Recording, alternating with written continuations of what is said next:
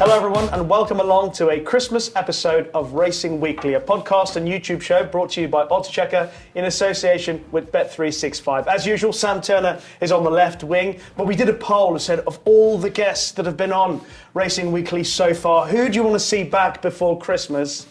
And unanimously they all voted for Gavin Lynch, but no, Johnny Ward is here. Johnny, how are you? Even I was surprised by that. That's so good. Sorry. It's just great a to be laugh. here. Merry Christmas. Same to yourself. It's great to be over. Yeah. It's been strange. At least you've had some racing in Ireland. Mm-hmm. Like, Thurles is the only all-weather track in Ireland. We've always said this. The race there yesterday looked absolutely fresh, and Dundalk cancelled on Monday because of fog, and it's been tough. It's been, in the last month, we've had Constitution Hill not run because the ground was too hard. Yeah. Then we've had racing abandoned because of waterlogging, because of frost, because of fog, including on several all-weather tracks. So it's not easy, and I know racecourse managers get a lot of grief, but it's not easy. It's not straightforward. No, it's been a tough time for a lot of people managing the race courses, Sam. It's also been a tough time for fans of the sport as well, because there's been a real dearth of action, so we've been a bit starved. Yeah, don't worry, Johnny. He's used the Gavin Lynch branch to beat me with a few times Gavin's as well. the top lad. Yeah, was he Christmas shopping, is he, this week? Yeah. That's why he couldn't make it, never mind. So many podcast offers, obviously. Yeah, clearly. It has been difficult, hasn't it, to follow the sport and really get behind the sport, really, because as usual we found different ways of shooting ourselves in the foot. Yeah. Well, it's been quite nice in one sense that we've been able to watch the football. Yeah. Bit of cricket. It seems every time we turn up for a Racing Weekly podcast, England are winning a test match in Pakistan. Within about 3 or 4 days. Yeah, they've only won 2 in the history of the game prior to the last month. Big news, though, obviously, over the last few days, just in the last few days this weekend, a couple of huge retirements. One we already kind of knew about, that Frankie Dettori was going to have one last year. He was going out to America. Well, those of you close to the news knew about it a little bit quicker than one or two of us, didn't it? Because it's been scheduled for a while, hasn't it? Yeah, but I'm pretty certain he mentioned it during the Breeders' Cup that he was going to ride at Santa Anita or on the West Coast, primarily over the winter, and have one more season back in the UK. I thought that's been pretty. It was a bombshell retirement on the Racing Post. The Racing Post is bombshell. I was like, he's nearing his mid-50s here, you know. But I didn't know it wasn't ancient, Johnny? Ancient. Like, as a jockey, it's like, how long is he going to go on here, you know? Yeah. But I thought it was never a bombshell, but I didn't realise it was that kind of set in stone either. Totally different to what Davy Russell did. Well, and on the other hand, Davy that was Russell, a bombshell. Well, bombshell that he said, I'm retiring there and then, that's it, done. Obviously, there's been a few comparisons about how they've both done it, which we'll get your opinions on. But in terms of the changing nature of the weighing room, especially in the jumps scene, we've had obviously Ruby, AP, Barry Geraghty, Noel Feely, Paul Carberry, they're all gone. Poppy Power. Robbie Power, and now Johnson. Davy Johnson, Davy Russell, probably the last of the Mohicans of that era. It's sad, I must admit. Sad. I know it was inevitable and it was coming at some point soon. I mean, he even alluded to himself. But your sentiment when it was confirmed yesterday? I was shocked because this is Thurles in the middle of December. Like, there's still Leopardstown to come at Christmas. There's still the rest of the season. Davy, is the last of that golden generation for me. And I got into racing around about the time, say 20 odd years ago, when he'd sort of joined Ferdy Murphy. And that didn't go so well for him. But when he started coming over to Ireland a lot on Sundays, and Ferdy didn't like that. But I started watching Davy riding, and I was like, wow, there's something about this man, this horsemanship. And maybe it's not the word to use nowadays, but how can you tell the dancer from the dance when Davy is on a horse? It's just like the fluidity of it, and horses settle for him and jumping the fence. And when he got that injury, serious injury in the Munster National, and I was thinking, like, this guy has young kids, and he's getting to an age now where the doctors are obviously unwilling to say you should go back. And I thought he was absolutely mad to go back. He didn't give that ride to Galvin last year, and you're genuinely thinking he's riding as well as ever. But I was in Cork races there last week, and there's a little kind of corridor between the press room and the parade ring, and I was just walking out, and I had to kind of smuggle my way out because there were all these kids, and I looked up and there's Dave Russell. I was like, are they all your kids? I think he's 5 kids. It was like, yeah, and you still came back, but then to just bow out like that on a Thursday or in Thurles on a Sunday. Davy is an enigma. He always has been. He's the type of guy, if he's telling you something, you're like, I'm kind of convinced, but you have that bit of a mischief in you that you might be kind of playing me a little bit. And he was always like that. He's brilliant in the media. I think he's absolutely fascinating. But a part of me, as much as I love how he's done this relative to how Frankie did it, and I can see why Frankie did it as well, part of me lost a bit of that racing past that I always knew, and that Davy's always been around, and now he's gone as well. One thing that Johnny mentioned, Sam, is the style in which he rode horses. Yeah. You know, that unique way of he sat quietly, got them into a rhythm. Wasn't a very forceful jockey in the early part of the race. Was more prepared to let a horse find its own stride, which I prefer personally, watching horses get into a race. Yeah, he was brilliant like that. I mean, no wonder if he's got that many kids. I thought he might have hung around for another 4 or 5 years. That's why Frankie's hung around so long, I think. Keep dragging it out. Go to Brighton for one on a Monday afternoon. Yeah, I mean, he was mercurial, really, wasn't he? I mean, you watched him ride, and he just filled you with so much confidence. He would just flow over a fence or a hurdle. He'd appear the second last, travelling well, especially at Cheltenham. That showcased his abilities more than any other track, I think. Picking his way through a 30-runner Coral Cup or a big handicap like the County Hurdle, and even something like the Grand Annual. The horses wouldn't know they'd had a race till they sort of arrived at the second last or the last. Brilliant rider to watch. Like Johnny says, always had his own way of doing things. Probably fell out with 1 or 2 early on in his career, didn't he? Which probably cost him. But he made up for it in the latter stage of his career, where perhaps he managed his weight a little bit better, and that managed his temper and perhaps his mood a little bit better as well. And he matured as a rider, and he was just never riding as well as he was when the likes of Tiger Roll. I mean, the Lord Windermere ride as well in the Gold Cup. That was astonishing. A tremendous ride on Lord Windermere in the Gold Cup. I think we do underestimate the mental pressures of wasting. And Mick Kinnan was, and Mick will say this himself, far nicer guy after he retired. Just far easier to talk to. I can vouch for that. Yeah, and it's just, it is what it is. He's now positively, gregarious, like, compared to... But Davy, I always got on well with Davy, but, like, you do underestimate the mental and physical challenges, and then you add in kids, and for me, it was a big risk coming back, but then to bow out in the middle of it all is just typical of the man. Yeah, just reading what he went through to actually get back, that 11-month absence from the saddle, and the steps he had to take in hospital to get back. I mean, it's just staggering. The point he made as well, what was fascinating, was I needed an aim in order to justify what I was doing and to keep me going. Yeah. And that aim was just to ride even once again.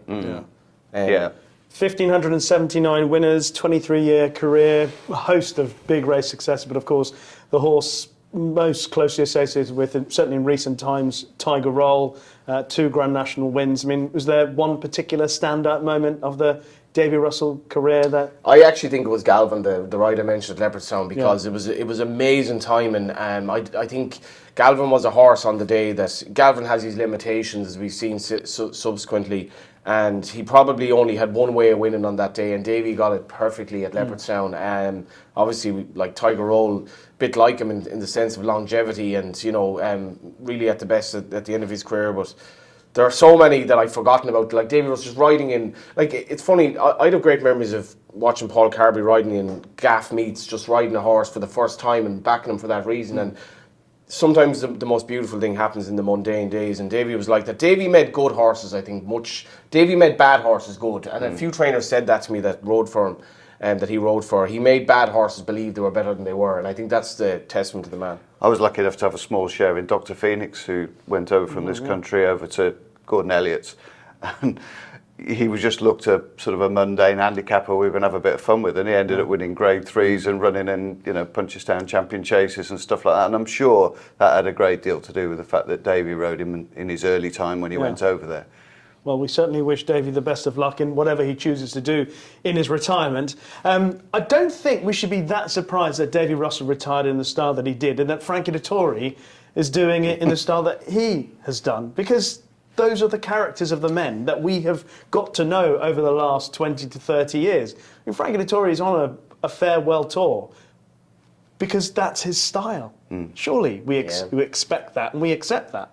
Frankie's the biggest enigma in racing for me. He's like, when the cameras are rolling, Frankie's a totally different person, and I don't know him well enough to say what he's like, but the brief interactions I've had with him on and off camera are chalk and cheese, and he is he is now almost an actor in that he's playing this role that racing almost demands of him. And I think racing is asking for one last hurrah at a time when it needs it. And Frankie, I saw Frankie in Bellewstown for the Barney Purley Tribute, was this last year, and I could not get over, like, at a small meet, the people that swarmed around him constantly throughout the whole day. And I got an insight into his life that didn't leave me since. It was like, it must be very difficult being Frankie Dettori, and racing, to have him for another year, I think, is good for racing. I wouldn't retire like this. I would have probably just been somewhere between the two. I would have said, like, maybe McCoy dragged it out for a few days, but Frankie's doing a farewell tour, and hopefully he gets through it without injury, because you do underestimate that. But Frankie, for me, he's I don't think I'll ever get to the bottom of him. I think it's really interesting at the weekend that we're possibly going to see goodbye to one of the greatest footballers we've ever seen in Leo Messi. Racing's equivalent, the GOAT, really. And he has been, he's sort of dragged racing, kicking and screaming onto the terrestrial television screens, hasn't he? Whether it be through Question Sport, whether it be Celebrity Big Brother. Top of the Pops? You know, you probably don't know what Top of the Pops is. A vague recollection. Parents told Was me he about the best, actually? Sorry? Was he the best, like, in terms Ryder? of... No. Like That's a very fair question I think to he's ask up now. there on a big day. Surely he's up there on a big day. I mean, until Ascot last year, there weren't many times that on a big day you could say, oh, God, Frankie's got that wrong. You can count them on your hand. Yeah, there was a couple of times last year where, I mean, the Oaks events conspired against him a bit rather than it being his fault particularly. And okay, he got Stradivarius wrong. And there was plenty of people queuing up to So I'm surprised there were so slaughter him many off the people. back of that, After the wasn't it? career he's had, Yeah. to have a mistake. Obviously, Stradivarius, a big race, etc. But there were loads There weren't of many people, others in a big race who I would have wanted on, you know, both internationally and I think in that's the the thing UK and about him, Ireland. is that the international record Yeah. that he's had around the world very rarely gets it wrong.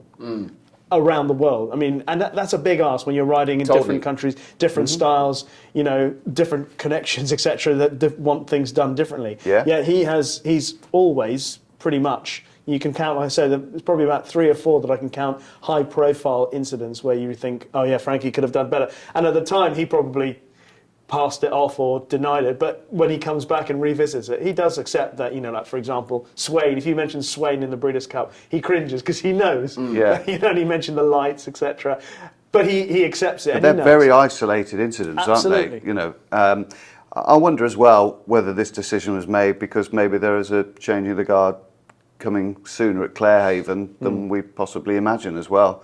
Maybe you know something, 1, Sam? 2 years. No, I'll leave that to the ITV boys to break that sort of news. But you just wonder, obviously, that, you know, John Gosden's 71. He's got a good few years in him, but he, you know, there were stages in the last 12 to 18 months where he didn't look 100% at the races occasionally, John. You know, he went through a little bit of ill health. So whether Tady is being groomed for a bigger, more prominent role at Clarehaven or not, and Frankie's thinking, well, perhaps that is a good time for me to go. You know, I've won last hurrah.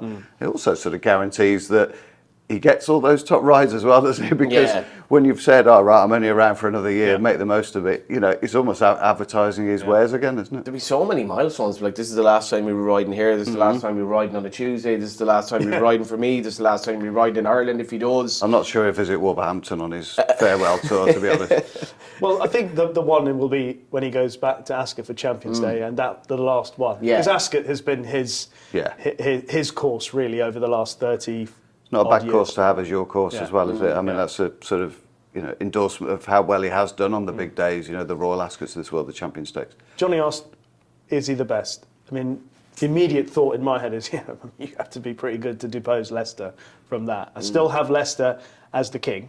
But he was the first teenager to ride 100 winners, wasn't he? Since Leicester did it. Yeah. But Frankie would be just behind Leicester. What do you reckon? Oh, okay. It's a good shout, isn't it? Well, say Frankie, people of And our, then point of career now. of our era, so take Leicester out of it, was Frankie the best? Was he better than Fallon? More. Was he better than even... Fallon was possibly the best for me, but... Yeah, Canaan. Possibly Canaan. Yeah. A lot of people in Ireland would be 100% in the Mick Canaan boat. Yeah. Understandably. Colton. I mean, I'm a big Colton fan. Yeah. I think for longevity, Obviously, Swinburne was the best. But he's certainly top 3, isn't he, Frankie? He's got to be definitely top 3, yeah. hasn't he? I think he's in the argument for It's him, Leicester, Canaan. Yeah. I'd have them in the argument. You're not putting Ryan in the argument yet. Well, he's still riding. Yeah. Hang on a second. Oh, we're on about retired riders, Yeah, well, are we? Frankie's at the end of his career. Yeah. Okay. I want to wait till Ryan's called it a day. He's still got a few years left. Yeah. I think if you ask Frankie, he would invoke the spirit of Cloughy, who said, "Well, I'm not sure, but I'm definitely in the top one." I think he probably definitely would. On or off the record. Yeah. What you couldn't question is his enormous impact on racing. 100%. And also his ability to come back from adversity. Yeah. I think that's one of the things that will... Plane crashes, Uh, Celebrity Big Brother. He's overcome some right hurdles, hasn't Godolphin. he? Yeah, Godolphin. You know, Yeah. Al Shakab didn't end up riding Port Trev. You know. Yeah. And even the Kumani job back in the day when the Hong Kong job went many times in his actual riding career, things went against him. Even last summer. Yeah. You know, Absolutely. Unlike him, he was very diplomatic, wasn't he? I thought John Gosling was tight. harsh last. I really did, because I think you should have more respect for him than to go on the record and kind of question him like he did. I genuinely think that. I thought he was very, very harsh. Although we don't see what goes on behind closed This doors, is do we? it. And But it might it be should have kept public. behind closed doors, in my view. Yeah, In yeah. my view, I'd have more respect for Frankie than to have done that. But there Make we great copy for us, though. It did, exactly, yeah. And we'll have great copy from Frankie for at least... And Davy Russell, I'd say, when in retirement, Davy's just Yeah. going to be, if he joins the media, it'll be Yeah. another case of taking the journalist job. I mean, Davy's been immortalised by Conor Moore, who obviously, Yeah. that impression of Davy and Ruby's conversation, I mean, he's made it. we He's need made it. Conor Moore in racing. Like. I know, yeah. We are obviously talking about two of the all-time greats, though, Frankie Dettori and Davy Russell. Wishing them best of both. Obviously, Frankie's still riding on this year. Davy Russell retiring. We hope to hear from them throughout their futures. What we have asked you both to do, though, because there's not a great deal of racing to reflect on, is to come up with three names to follow in 2023. It could be jockey, trainer, horse. I don't know. Whatever you want to do. So. Johnny, would you like to go first with your first name for Sure, 2023? I'll go one from each bracket. Jockey is Jamie Powell, who's son of Anthony Powell, who tragically died in a car crash at the Curragh when Jamie was probably in nappies, I think, very, very young. And Jamie really only took up racing late, despite the fact he was bred for the job and he was, I think, born around the Curragh. He's had a sensational season, claiming £7. He just looks way ahead of his time. I think he's going right to the top, so he's my... Okay. Well, in contrast, I'll go with young Billy Loughnane, who's 16. He's had 5 winners now, a majority of which for his dad. He got into racing very early. I think he had his own pony when he was about 3. Rode a host of pony racing winners and starting to make it now under rules. As I say, he's obviously got good support from his old man, Mark, down in Worcestershire. But I think he's going to be a very talented rider. I think that 7's for nothing at the moment, that £7 claim. Okay. I'm going with a trainer up in Leeds, Sam England. A fantastic improvement over the last few seasons. I think last season she trained 19 winners. This point of this season, already 20. Small team, strike rate, phenomenal. Leading horse is Kinondo Kwetu, I believe I'm pronouncing it right. Won a handicap back in the end of the summer. 107 up to 137 now, progression. You know, small team, but really Shrewd together outfit. with Jonathan England, they're very shrewd. And I Yeah. think more horses, more people taking recognition of how well she's doing. So Sam England's the name that I'm looking forward to seeing succeed in 2023. They don't leave it behind very often either, Rish, when they have it on. No, wish they'd tell me more often. Johnny, your second name. Therein lies the rub, I suppose. Second name is a horse, I Am Maximus, who's yes. quite interesting. Nicky Henderson switched to Willie Mullins by Authorise, who would have been the sire of Nicholas Canyon, who was probably, Authorise, have to say, has been a disappointing stallion. He was a very good Derby winner. Yeah, Frankie's first. And I was thinking, son of Monjou, he's going to get good horses, but he's generally got sort of become sort of a national stallion. But I Am Maximus, chase debut, takes on a really, really good horse, Gordon's Mela Crooner, jumps violently left and should still have won, and was sent off like 4-6 in a race against a proper horse who himself was just touched off in Grade 1 company on his chase debut. So I'm hoping he goes straight into Grade 1 company over the Christmas, because he has to go left-handed. He has to go left-handed, I think. So I am Maximus is my second one. But he could always go back to a beginner's chase. I presume he'll run over 3 miles at Cheltenham then down the line. Okay. Horse that we covered to a fair amount last week, Hidden Valley Lake. Yes. Really sort of knocked over by his performance at Cork in that Grade 3. Obviously the data we touched on last week, so go back and watch last week's show rather than me revisiting all that. But yeah, not a penny for him, Sam. Like fled round. The amount of people saying to me on the day, this thing is great value at 3s, and then you're like 4s, 5s, and absolutely bolts up. Just the circuit time and the overall time and everything about him, everything about the performance, the way how fast his legs were going after the last. I couldn't. You know, the horses that he beat. I think he's a quality animal, and look forward to seeing him at Clonmel in February. Okay. Well, I'm sure you've heard me say this before when it comes to a horse to follow for 2023, but surprise us. Queen's Gamble. Oh, there's one. Really? No, it's out there, but I've been on her side for a long time. Yeah.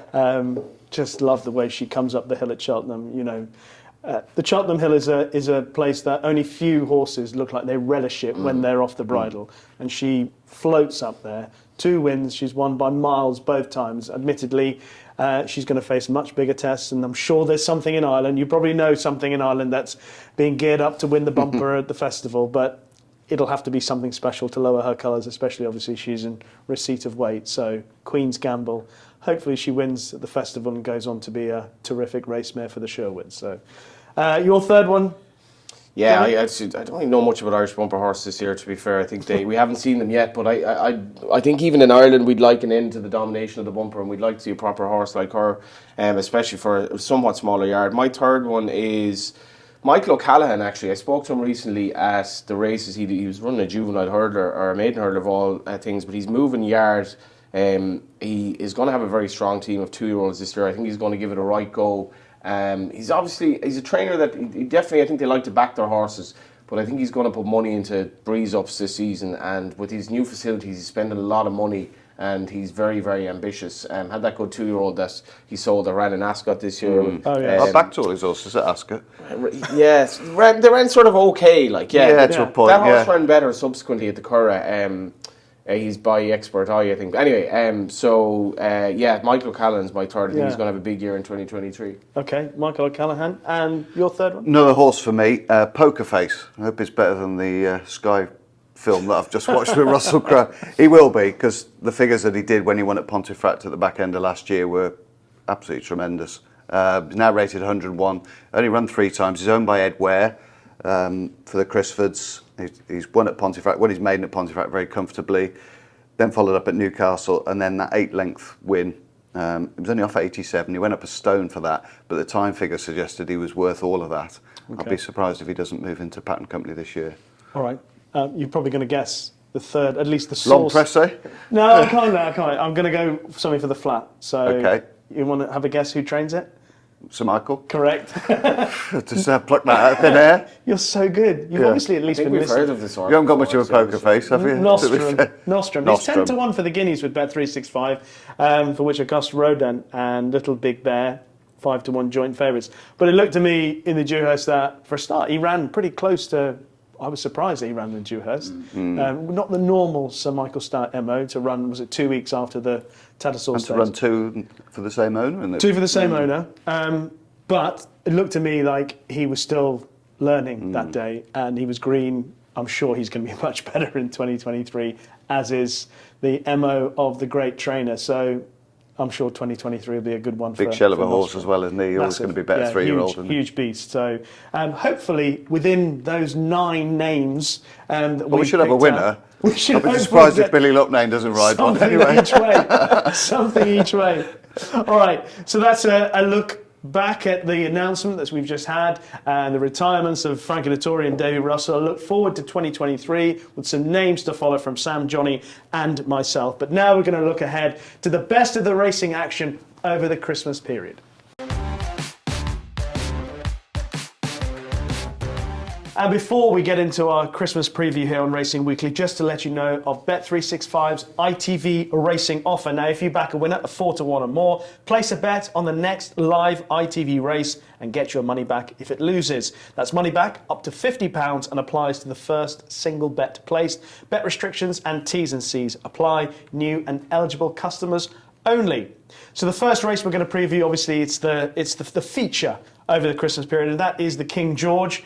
It looks as if it's turning into a bit of a battle for favouritism now between Bravemansgame and L'Homme Presse. With Bet365, Bravemansgame 7-4, L'Homme Presse 2-1, Hitman 4s, Irish Challenger Envoy Allen 7s, former winner Froden 14s. And any price you like, those who are still being quoted in the race. How do you see the race shaping up now, and who would you think will go off favourite, Johnny? I think Bravemansgame will go off favourite. I think he's, he loves the track. He has basically an unblemished record apart from that one run when both he and his main market rival flopped at Aintree. He's had his wind up. I thought he jumped brilliantly at Weatherby, to be fair. Everything was perfect. Nichols after the race, so he spoke about him, that he was kind of ready to start. It sounds like he's drilled the life out of him for the King George. He really wants to win this race. I think Nichols realises that this sort of time of year is his, where he can, assert that dominance that he used to have over the Irish trainers. It's not the case at Cheltenham. The betting is a little bit strange to me, though, Rishi, because Envoy Allen, what's the ground going to be like at Kempton is going to be important for him. He would not want the ground to be too bad. If it's good to softish ground, he came right back at Downroy. Yeah. I spoke to Henry de Brama this morning. He's going for the race. Everything seems well. Track will definitely suit him. He's going to have loads of pace for it. He's the each way angle in the race. Surely I actually thought he'd more in hand than looks the case nearly at the line in Downroyal, and he's a totally blank canvas at 3 miles. I couldn't get over it. I'd given up on him, to be honest. And he has had complications himself. Robbie Power, I think, was the fella who suggested this guy has to step up and trip. But that performance at Downroyal, for me, is good enough to bring him right into the picture. So for me, he's the value at the... If they all turn up, I think it's going to be a hell of a race. Just on the ground, had a chat with Barney Clifford at Kempton this morning. He said they had 10 mils. This is obviously, we're a week away from the King George as we record. 10 mils Sunday into Monday, and there's an inch of rain expected on the Friday before the King George, which is the day. So it kind of depends what we get in reality. But at the moment, he was saying good to soft would be the overall description of the course, with the potential, with that inch of rain later on in the week, maybe soft ground. So at least that's encouraging for L'Homme Presse, but maybe less so for Envoy Allen. Yeah, he wouldn't. Imagine that Henry will leave the decision as late as possible, but I do wonder how bad can the ground be with the relative lack of rain that you've had in London. I don't think it's going to be bottomless anyway. In fairness to him, unlike Milan Inland, that they're going to drop him in and let the others, sort of the likes of Frodon and maybe Hitman, sort of dictate up front. But it'd be the one proviso. Otherwise, I think he's way overpriced. All right, Sam. Yeah, and showers Saturday as well, possibly. So hopefully there won't be any horses wrecked on unsuitable ground. I think if you're going to have a bet in the race, I think it's probably worth having one a little bit earlier than later if you fancy Envoy Allen. Basically because I could see Royal Pagaille, who's also in the Welsh National. Red Happy, I think, is declared for Ludlow this week. Protectorate, I don't think it's going to run. Pick Dory, very doubtful. Noble Yates is supposed not to run. So you're left with 8 there. And if, obviously, Alex Hales decides not to run Miller's Bank or something crops up with something like Eldorado Allen or one of the others, you're not going to get the each-way terms, which are available now. I was lucky enough to see Frodo on Saturday morning. God, he looks as fresh as paint, that lad. Yeah, he looks really, really well. Looks back to himself, and obviously Brian is going to ride him. She's back from her injury now. The one thing with him as well, he's not going to make that mistake again where he's going to kill himself basically in the first circuit, and I think he will bounce back at the very least. Yeah. You can see L'Homme Presse and him probably going forward, can't you? One or two of the others just sitting in behind and allowing things to happen. Bravemansgame, the way he travels and jumps, you'd imagine Harry Cobden would be looking just to keep filling him up between fences and produce him in the straight. He's going great. I mean, he looks magnificent. Bravemansgame, yeah. I mean, it just can't pass on a negative for him. Obviously, he's been there, done it round here as well. L'Homme Presse has been right-handed a good couple of times as well and has bolted up on both occasions. So it looks a great duel between those two with some really good supporting cast members, doesn't it? How hard a decision do you think it was for Harry Cobden to choose? Not very. Really? I don't think so. I think it was always going to be Bravemansgame. Would it have been easy for you two to choose between the two of them? Yeah. I think he's coming for a bit of stick Bravemansgame. I think one or two people think there's not a lot left in the tank, and he does this and he does that. Can you see that argument? He might only just do enough. You know, I mean, the way he jumped around Weatherby, as Johnny said, it was like poetry in motion around there. It was brilliant. And you're going to need that round Kempton. I wouldn't want it to develop into a slog because I don't think he lacks pace. That's one thing I would say. I'd see him more running in a Ryanair than I would do a Gold Cup. Yeah. But there's a long straight in Weatherby as well, where he's like he's probably not 100% fit and comes back on the bridle after being squeezed maybe 3 out. He's justifiably getting a little bit tired after last, but he's asserted his dominance a long way out at this stage. Like, so I wouldn't worry about that at all. This is his target. Yeah, this exactly. has been his target for the first half of the season, perhaps all the season. You know, I wouldn't be surprised if he goes here. He might even give Cheltenham a swerve and go straight to Aintree afterwards. But this has been his target, and you know what Paul's like when he decides that. Would it be? Is it 13th King George where he to win it? I mean, that's an incredible extraordinary record, isn't it? Extraordinary. That's not to denigrate Hitman's chances. You know, Paul's been always very keen to remind everyone that he's only 6. You know, he's rated 160. Clanders Obo won this as a 6-year-old when rated 160. So, be no surprise if he did, give the old switcheroo and Hitman ran a blinder. But I think everything's gone A1 at Touchwood at the moment with Bravemansgame. All right. If L'Homme Presse runs, which I think he will do, considering the forecast and what it's like. It's horrible to pick between the two or the three. They're both grand horses. I've said it many a time on this podcast that I think L'Homme Presse is a star racehorse. He's more, obviously looking at the market, people also agree with that. But I think if L'Homme Presse was trained by one of the big names, he'd be a hyped horse as well. So I'm enjoying the fact that actually I think he's still value. Yeah. Because I think he's that good. You watch him jump the first 3 or 4 fences in the rehearsal at Newcastle. He broke off in midfield, sat back. His jumping took him to the front. Charlie Deutsch didn't have to do anything to get him there. And that's the beauty about watching him go through his races when he's on song. His jumping is a joy to behold, touch wood. Yeah. And especially at Kempton, where rhythm is so important. One of the great things about Corto's wins and Desi's, they get into a great rhythm. Yeah. I can see him doing that. You've got to get home there as well. And that's perfect for him, the fact that the rain's coming. I should imagine connections of L'Homme Presse would be absolutely ecstatic that there's a bit of rain. Yeah. Now, also on King George Day, the card has been boosted with the long walk hurdle that was due to be run at Ascot. It's been moved to Boxing Day. We did talk about this race on the last podcast, but Johnny, you didn't have a chance to join in that conversation. Obviously, Champ and Paisley Park were the two names at the head of the market. Any thoughts on that? Yeah, it's hard to call this. I mean, there's so little between them. They're both veterans. Does Miranda run is going to be very interesting. I mean, I think she does. I think she does, and you can imagine, even though she's by Camelot and so on and so forth, she really does want the ground that I think we're going to get. Tentatively, I'd go for her. Again, Nichols I think she'll just be able to lob away behind them. I do wonder, they are sort of coming slightly to the end, the two other horses as well. So this is a great little race to have on the undercard. I think the Irish horses, there's no Irish horse. Queensbrook, I think she's probably likely to go to Leopardstown. Okay. I actually contacted Noel from Bective this morning, and he's just meeting Gordon Elliott today for a little chat about all their plans, all these horses. But I don't think she'll go. And if you get an each way price for Miranda, maybe I'd go with her. I think she'll travel away behind them. She's also a horse on the up, and you don't know how good she might be over this sort of trip. Exactly. Because she's completely unexposed. Whereas, 2 from 2 round Kempton as well, isn't she? I mean, she won obviously going up in trip last time at Kempton. But the other two, Champ and Paisley Park, quite a lot about them. I actually quite fancied Paisley Park to beat Champ were the race run at Ascot. It's a different story, I think, at Kempton, though. Yeah, me too. I don't disagree with that. Yeah, I think I'd probably be a cop-out bet with Miranda each way, just because she loves the track. Younger legs. I thought it was a fairly decent performance at Nottingham as well, in that handicap at Roman 6 when Kev Stock got a beat. Not got a beat, sorry, Kev. When she was beaten. Shall we mention the Christmas hurdle as well, whilst we're on Kempton on Boxing Day? Obviously, Constitution Hill turns up.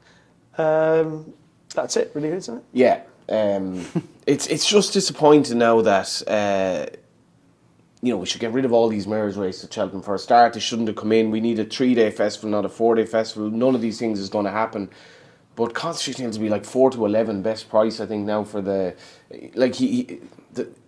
I love watching horses like him, but I'm not sure what what's to enjoy when there's a lack of competition, and unfortunately that's the way the programme is. He's obviously going to win this. He's 1 to 3 for the champion hurdle. Yeah, and you've State Man at 5s without, like, whose form just doesn't stack up anywhere near that. So yeah, I mean, it'll be a procession, obviously, if he runs a Kempton. So the trouble is, a few of your Irish boys are ducking and diving. That's the problem. Yeah, I love this little spat between Elliot and... It's great, isn't yeah, it? Yeah, because Paul Nicholls, whatever you think about him, he basically says what he thinks at all times. I think he's generous to a fault, and Elliot is pretty much the same. Yeah. Davy Russell will be a lot more nuanced, you know. But I love that spat. But ducking and diving here, the 2 mile hurdlers just aren't around. Yeah. They're not around, and that's the Well, problem. they are around, but Willie's got them all. Well, at the start of the season, Even come on. State Man, I mean, how Surely- good is he? Like, Vauban, we But at haven't the seen him, start have of the we? season, Yeah. we were going, well, Honeysuckle's 2-time champion, up against Constitution Hill, Vauban and State Man. You know, I do think Stateman's a good horse. yeah, He's a good he horse. is, but he's not going to be taking him on until March, at which point, I don't know, he'll probably be the only each way angle in the race. There might not be many runners, but anyway, more of that further down the line. But by the way, whilst we're on Boxing Day, there has been a little bit of chat about, you know, what might happen regarding the jockeys taking action about the whip. Any further thoughts? I mean, what happens if they decided they wanted to... They won't, will they, surely? Well, I don't know. There's a lot of dialogue, though, isn't it? And the BHA have been... I think they've actually reacted quite positively to... I mean, this has all been in the melting pot since July. Yeah. And all of a sudden it's come to the surface because I think a few lads have gone in, they've ridden a horse a certain way, and the steward might have said, I think you might have lost that in such and such, you know, March. So I think it's reared its head there a little bit.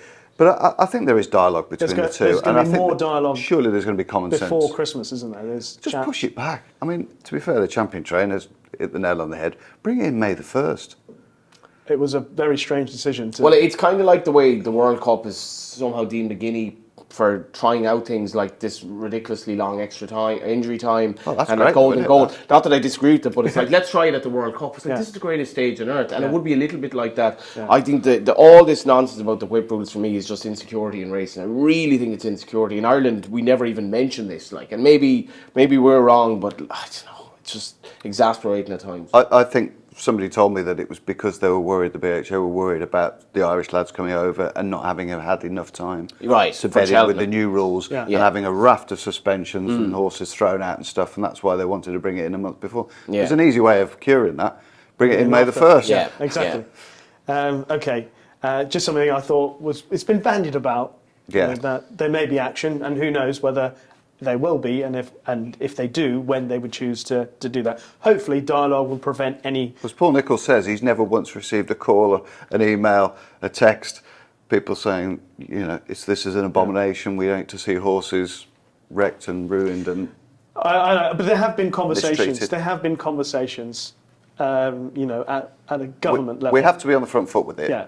About unfortunately. welfare in racing. So We I can need understand. to bring people to yards. Well, just bring people to yards. education is an answer. Yeah, it's like that once they see the happiness of these horses, and I mean that, they'll be like, and they'll probably fall in love with them as well. It's about that rather than whether a jockey's used a whip once over or not. I do think that there is a definite difference in opinion, though, either side of the Irish Sea. Oh, totally. I totally. mean, British people with animals, probably. I know it's a sweeping statement, and It's I true. include myself. It's true. Over sentimentalise animals in this country compared to Ireland, probably. Genuinely, and you know, we come up with all sorts of. This is a genuine story.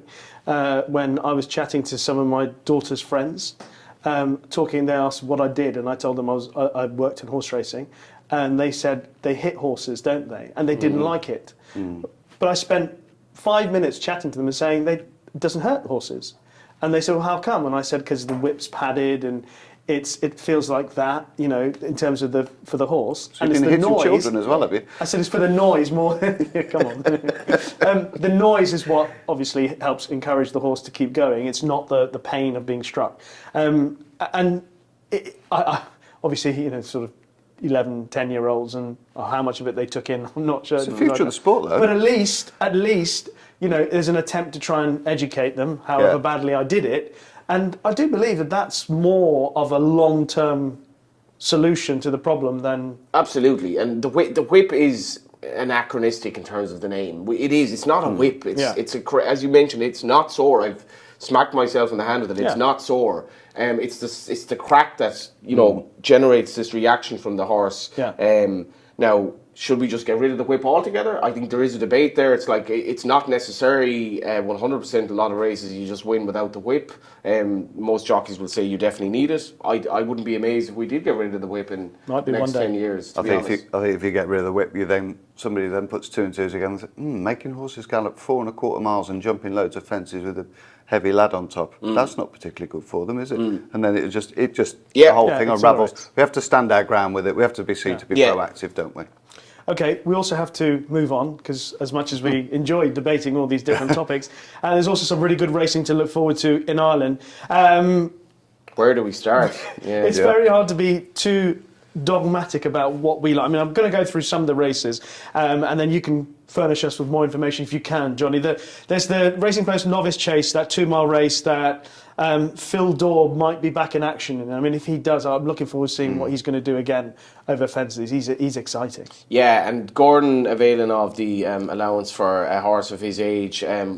Hollow Games, though, I don't know if there's that much between them. Fieldor beat a very good horse at Navan, and he found plenty. They think the world of it. Miles clear. Probably another of these races in Ireland where it's like, I don't want to say like triers up the front, but like they were like, just let them off. But triers up the front. He said it. two very good horses. Willie's horse had good form at the top level over hurdles. Yeah. But Hollow Games, I love the way he quickened off the last at Navan. Also at Navan, Gordon had 28 horses entered at Navan. He's putting all these good horses. Yesterday was called off. But the two of them, as I say, I tried to figure out their plans this morning. If the two of them take each other on, this is going to be a hell of a race. Appreciated is down to run as we're recording this today. Yeah. So we'll see. But I wouldn't be underestimating Hollow Games at all. I thought he was brilliant at Navan. Okay. Yeah, I love Phil Daw. I just loved his, the man, for a 4-year-old to do what he did there. How good is Brazil as well when you think? Brazil is kind of a horse that's even slightly under the radar in that 2-mile division. Yeah, obviously he came up against Vauban a couple of times as well last year, Phil Daw, didn't he? I'm just staggered. I was looking at the entries and just staggered because obviously there's the Limerick Chase on the same day as well, in which I think Willie Mullen's got 16 entries. And Gordon has got 7, and Willie in the Racing Post Novice Chase got 9, and Gordon's got 5. Yeah. And the raft of quality is just stunning, extraordinary, absolutely stunning. It really is extraordinary. Even the worst horse they have entered near any yard in Britain will probably be grateful to have. Well, then there's that 2-mile 1 furlong race that he's got Energumen, Choc and Boursois, Blue Lord all entered. I mean, we don't even know who's going to run. It's very hard at this stage, as I said, to be dogmatic. The one thing I don't like about like Christmas, there are so many races that you get like they cut down to like battles between Willie horses. Blue Lord is the only horse I back for Cheltenham. I backed him 33s each way down because I think the race is going to fall apart numbers wise. Do you think he'll go champion chase? Not 100%. He's not. He won't stay the Ryanair trip. He's a soft enough finisher at the best of times. When he won at Clonmel, he barely got home. And if you look at, I've called Blue Lord wrong a couple of times when he was beaten by Echoes and Rain at Punchestown. I got that all wrong. I laid him at Clonmel thinking he's not going to get home. I was kind of right, but I was wrong. He was holding on by your neck. The way he tanked and jumped throughout the race, he's so strong. And I think as much as he has to reverse form with Edwardstone, the championship is going to fall apart. Like it looks very thin now, doesn't it? And Willie was saying that favourite. Shishkin, exactly. Obviously, Fernie Hollow is out. I don't think Choc and Boursois is going to run here anyway. Will Energumen rock up again after Cork? I don't know. But Blue Lord, this is the obvious race for him. I think if you watch him, he really does need a pace to sit off, and I think he's probably a better horse this year. So I still think there's a bit of juice at 20s each way. Yeah, I'm just going to chuck those champion chase prices at you at the moment with Bet365. Energumen 10 to 11 favourite, Edwardstone 9 to 4. Then the third horse in the market is Shishkin, who's obviously going up in trip, and he's 16s. Blue Lord's next at 20s. Nube Negra 20s. Grenadine 20s. So, yeah. I think there's an angle. And, Energumen is one horse, and I still have that proviso of what he actually beat at Cheltenham last year, which was, his main market rival literally not jumping a yard. And he showed in the Clarence House that he's beatable at the very least. So I'm not unhappy to take him on for all that he was brilliant at Cork. Yeah. The Jack de Bromhead Christmas Hurdle is potentially a very good race if we got Classical Dream, Flooring Porter line up again. Bob Ollinger, Where do we stand on Bob Olinger? Well, this is just written in the start. I mean, when Frankie came to Bellewstown that day and somehow wins the race for Barney Curley on a horse that, was drifting in the betting, but Bob Olinger wins this, like, I will be like Messi winning the World Cup. I think, at Leopardstown. Whether Jack can look down and get this kind of somewhat flaky horse to win this race, that might be beyond his powers. But he did run very, very well at Navan. He did so much right in the race. I think so. He did. He kind of put a lot of wrongs right. You remember this race last year, Classical Dream got a ridiculous solo at 6 lengths at the start, and then Florian Porter was able to reverse the form of Cheltenham. I'd probably go with Florian Porter each way. I think he's very, very solid, and would probably try to make the running. All right, Sam, your horse that you put up as a whether I'm not Home quite, by the Lee, might Home by the Lee. I'm not sure whether Leopardstown will suit him quite as well at this level as perhaps Navan did, but yeah, I still think he's a big player. Okay. I like him. I thought that was it was an unbelievable run, really, at Navan, what he was asked to do during the race, that big sweep round the home turn. So, yeah, I hope to see a good run from him, having put in my panty post. Okay. Well, I mean, the sentiment, I want Bob Olinger to win, but I do think what he did first time up this season suggested that there's still a huge engine there, and I hope that he's going to come on. It looked to me like he ran like he was going to come on for the What sort of ground we're looking at? Leopardstown, do you think? Yeah, I actually was on to Tim Husbands this morning, and this is, for Leopardstown, would have been an extremely difficult year because I live on the East Coast. It doesn't really rain that much anymore. And we had obviously drought conditions this year. Leopardstown have been called on in the past because their chase track has been a bit too quick. But it's like, how long out are you watering a jumps track? And this is the reality of it. Yeah. So the hurdles as of 19th of December, hurdles go to yielding in places. Chase go to yielding in places. 3 mils rain over the weekend, mild and unsettled. Watering ongoing as necessary. Wow. That's where they're at. Wow. Yeah. It'll be good ground pretty much for national hunt horses anyway. Let's talk about the Savills Chase, in which we could see A Plus Tard back in action. Now, we talked about A Plus Tard, Sam, when he flopped at Haydock. At least there was a reason for the poor performance. And with that in mind, we recently spoke about A Plus Tard, and I thought at the odds for the Gold Cup. Yeah. Yeah, but you got to play. You made here. a case for him, didn't you? Yeah. Was it 10 to 1, something like that? 10 to 1 with Bet365 for the Gold Cup when we spoke about him. And when you consider that there was a valid excuse for a poor performance about one of the best Gold Cup winners that we've seen in recent times, I thought that was there was a case to be made. So I'm hoping that the Savile Chase, if he does run, will further enhance that hope. What price are you, around 6 to 4, is he, something like that? That's what I he can was, only yeah. find out, yes. I don't think Bet365 have odds, but that was the... he still tens for the Gold Cup. I mean, A Plus Tard 10s or Noble Yates 12s, protected. I as much as I like Noble Yates, like this, if he produces the performance he produced last year, he'll probably just win. Like that was an astonishing performance. And can you not forgive one horse one bad run? Yeah. I would agree with you. Excuse. French Dynamite, I think, is going to run here. I'd be tempted to put him up each way. Spoke to Mouse Morris the other day. He's very happy with him. He wants to step him up. Ran so well at Cheltenham, a race the Irish never win, the Paddy Power Gold Cup. Yeah. And he was kind of nearly all but won it. Stays the trip well. I think he's give or take 16s for this race. Okay. So I put him forward each way. I think he's going to go out in front. Any thoughts on the likeliest winner of that, Savills? Well, I think A Plus Tard is going to be tough to beat if he's and their ambition to run him and their keenness to run him suggests he's probably in really good heart at home. So there's one or two in the market like Galopin de Champs, who we're going to see in the John Durkan, Statler as well. Yeah. Where they're going to back up so quickly and run over Christmas. Okay. Doubtful. The Mathesons also on over the Christmas period. Now, we have seen State Man in action. We haven't seen Vauban yet. Any news on? Not really. The lesser spotted Vauban. It doesn't sound great, and you got to remember his performances last year. How the turn of foot that he has, and I know 4 going on 5 is difficult, but he is that elephant in the room in this division, because I think this race for me, I've no real interest in it. State Man against Sharjah again. Yeah. As much as Sharjah he upsets this. Charge is a great horse for Willie Mullins and connections, but this race really, to me, is one of the problems we have with racing.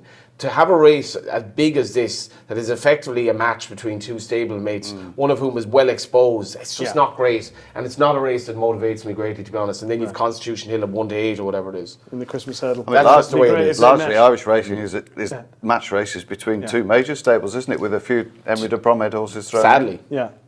Obviously, there are a lot of other good races elsewhere. Sam, I'd throw the Welsh National over at you. Quick Wave, who cruised round to win last time out for Venetia Williams. She was very good, wasn't she? Yeah. I think she's £5 well in. Yeah. We got the big dog who might run under a penalty as well. The two I liked, I quite like Ask Me Early, Harry Fry's. I think was due to run the race last year. I'm sure there was a setback. Why he didn't run, but I think he's 3 from 4 around the track. Had a little bit pipe opener at Bangor on heavy ground. That went nicely. Sitting at the foot of the weights, there aren't too many that have lugged big weights to win this race. Yeah. I know I'm not normally that concerned about top weights in handicaps and stuff, but I think there's only Elegant Escape and Native River who carried more than 11 stone in the last 10 years. So I think he's potentially very interesting. And also Pat's Fancy, who had a little spin round in a handicap hurdle when not really sighted, also sitting at the bottom of the weights. You know, you look at the form, he's beat Jericho Rock round here, he's beat Imperial Alcazar round here. Yeah, okay, he finished second to Bravemansgame, but it was an honourable performance at Newbury. Yeah.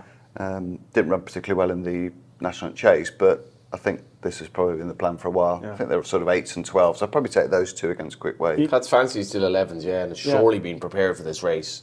Rebecca Kurtz and all. The big dog's a strange one because I fancied him at Navan, but like after 2 or 3 flights, it was like he was jumping so big. I was like, there's no way he can win this, and he somehow still did. And he's a horse, as he's named, he's big. It probably took him a bit of getting fit for Limerick. He still won. The horse he beat of Henry's is quite well fancied at Leopardstown at Christmas, and he's only run under a sort of a fixed penalty, but I don't know. I still think he has to jump better than at Navan. I do wonder. Big field as well, right? Big field, yeah. This was the plan for him this was basically the plan for him all season. He's coming here now on the cusp of a hat-trick, which I think even Peter Fahey was surprised by. Pat's Fancy, I think, laid out for the race. Mr. Incredible is an interesting horse who has switched. Paul Byrne bought him out of Henry's, refused the last twice.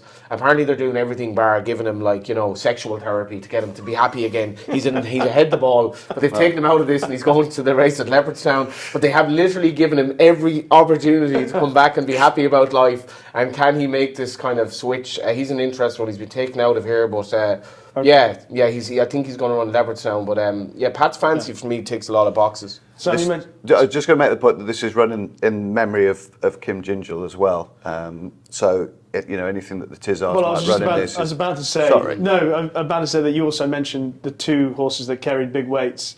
Elegant Escape and Native River, trained by Colin Tizzard. And Joe Tizzard's got the big breakaway in there. Yeah, I thought he was the best. You talked about that horse that jumped big. I mean, the big breakaway jumped appallingly at Haydock.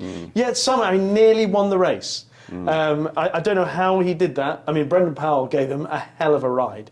But if he could jump a little bit better... I think he'll go well. Yeah, he's 16 to 1, isn't he? He was probably my 3rd on my list. I thought that was like you say, quite an incredible run, really. And as you say, again, it would be poignant were he to be involved in the finish of the race. Anything else that you guys want to mention? I mean, there's the Novice Chase, the Stayers in Ireland, the Neville Hotels one.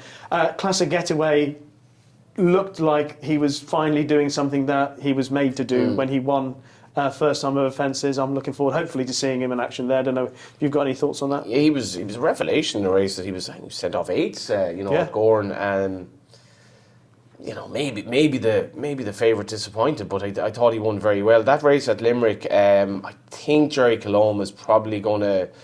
I'm not sure where Mighty Potter runs. Will he run there or not? I thought he was brilliant the last day. That race at Limerick is a cracking race and has become, in fairness, a real centrepiece for Limerick to have that proper Grade 1. I will mention a horse, Enjoy Dalen, in the Paddy Power. So he's been kept over hurdles the last twice, and he was 3rd in this race last year. I think he's a pound or two higher.